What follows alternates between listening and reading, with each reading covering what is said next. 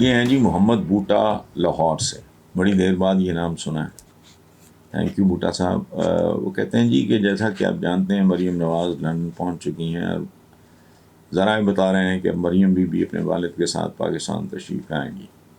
Sir क्या नवाज शरीफ की वापसी से इमरान खान की सियासत पे कोई फ़र्क पड़ेगा? हाँ बूटा साहब, इमरान खान की सियासत में बहुत फ़र्क पड़ेगा, मज़ीद चमकेगी,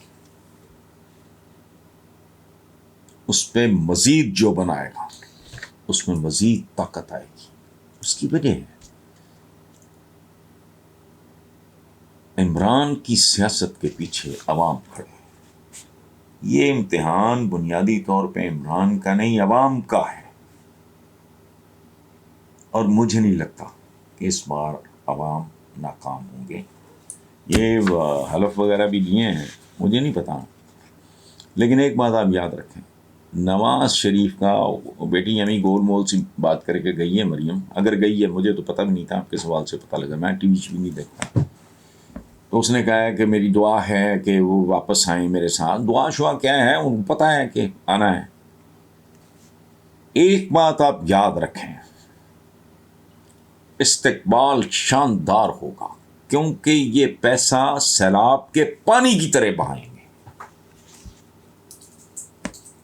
वजह ये इन लोगों के सियासी मुस्तकबिल का सवाल है।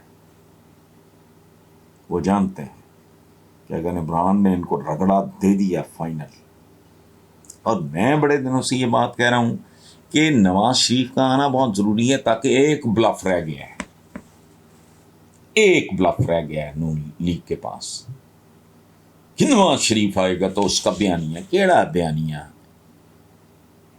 चौथी दफा वजारत उज़्मा, पंजाब पे मुसलसल कब्जा, केड़ा बयानिया भाई, मुल्क तबाह बर्बाद, कहाँ किस थाने पे खड़ा है, बच्चे गिरवी जो पैदा भी नहीं हुए वो भी रहन रख दिए, वो भी बेच दिए।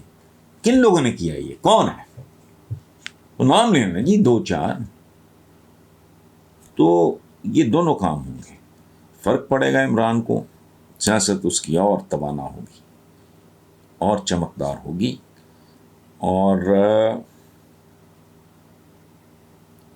ब्लफ भी जो इन लोगों का है वो कॉल हो जाएगा इंशाल्लाह। बाकी देखते हैं।